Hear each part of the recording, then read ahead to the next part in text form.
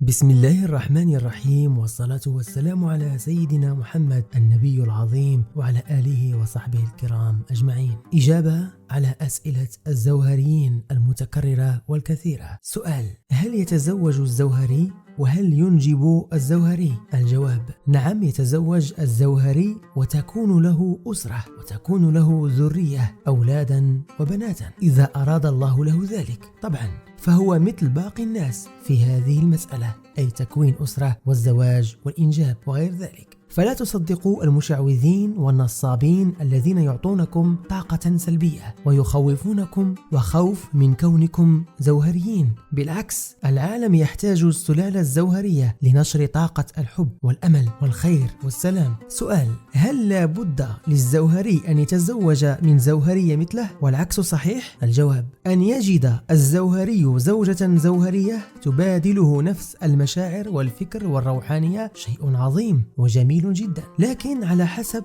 سيناريو اللوح المحفوظ، وعلى نياتكم ترزقون، وعلى حسب طاقاتكم ومدى قوة جذبكم. فلو وجدت الزوهرية زوهريا فهذه هدية ربانية، لكن قد ينجح الزواج بين شخصين أحدهما زوهري والآخر ليس بزوهري، لكنه صادق وشريف ومتفهم ومنفتح. ليس بالضرورة أن يكون زوهريا، المهم أن لا يكون أحد الزوجين نرجسيا، فهذا النوع سام جدا، هو الذي يشكل خطرا في جميع العلاقات ومنها الحب والزواج. سؤال: هل تصدق يا حمادة بوجود توأم الشعلة؟ الجواب: نعم طبعا، توأم الشعلة حقيقة وسنة ربانية في كونه وعجائب مخلوقاته، مثل قصة سيدنا يوسف عليه السلام مع زليخة، وقصة روميو وجولييت، وقيس وليلى. لكن هناك بعض توأم الشعلة ليس فيهما علاقة جنسية وزواج وحب ذكر أو أنثى بطريقة جنسية، مثل أمنا مريم عليه السلام مع سيدنا عيسى، فهي علاقة مقدسة مع أم وابن غير خريطة العالم الروحي. والعارف بالله تعالى شمس الدين التبريزي في علاقة توأم شعلة مع العارف بالله الشهير جلال الدين الرومي، فلهما علاقة أخوية روحية لا علاقة لها بالجنس أو الزواج.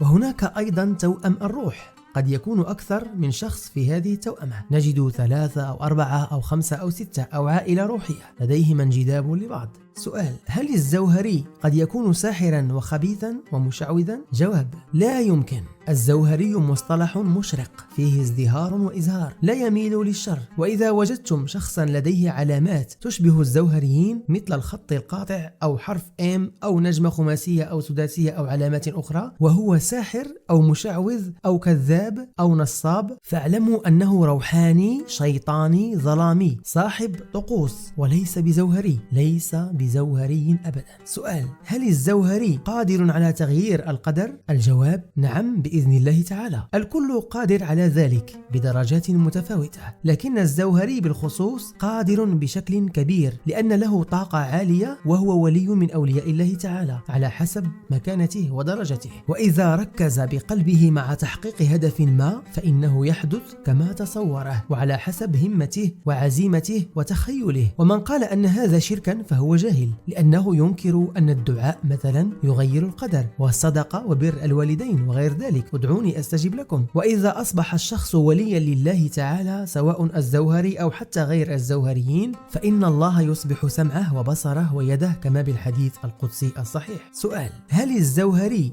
يسحر ويؤثر فيه السحر؟ الجواب: نعم، يسحر خصوصا بالسحر المأكول، أما سحر الوهم والتأثير عن بعد فقليلا ما يصيبه، نادر، لأن له هالة عالية ويصعب اختراقه. أما السم المأكول فيؤثر عليه، لكن أجواده من الرفقة الصالحة من عالم الجن المؤمن والملائكة تدخل على الخط مباشرة بإذن إلهي، وينجو بإذن الله إذا أكثر من التأمل والعلاج الروحي واليقين. ولا ننسى أيضا أن العين والحسد يأكلان طاقة الزوهري ويستنزفان طاقته، فيجب أن يتحصن، وطرق التحصين كثيرة ولا تنتهي لأنها اجتهاد مفتوح. سؤال: هل لا بد من وجود علامات ظاهرة لأكون زوهريا؟ الجواب: ليس بالضرورة، هناك أنواع كثيرة من الزوهري ودرجات متفاوتة، وهناك من له علامات تشبه علامات الزوهريين وهو ليس بزوهري، بالعكس، لهذا هذا النوع لا يرى أحلاما تتحقق ولا كرامات له، ويعتقد أنه زوهري ويكذب الزوهريين وما يحصل لهم. هؤلاء يشبهون الزوهري لكن لا علاقة لهم بالزوهرية. وهناك من له علامات فعلا وهو زوهري، وهناك من له علامات وأختام باطنية والبعض يجمع بينهما، وهناك من ليست له علامات ظاهرة واضحة وهو زوهري. سؤال: كيف يعرف الزوهري أنه زوهري بكل يقين دون شك؟ الجواب: الزوهري هي قصة يعيشها الشخص وأحوال وكرامات يشاهدها مباشرة سواء يقظة أو نوما، وغرائب تقع له تثبت له أنه ليس شخصا عاديا أبدا. سؤال: عندما نقول أن الزوهري مميز عن غيره، أليس هذا مخالفا لقاعدة أن الناس سواسية كأسنان المشط؟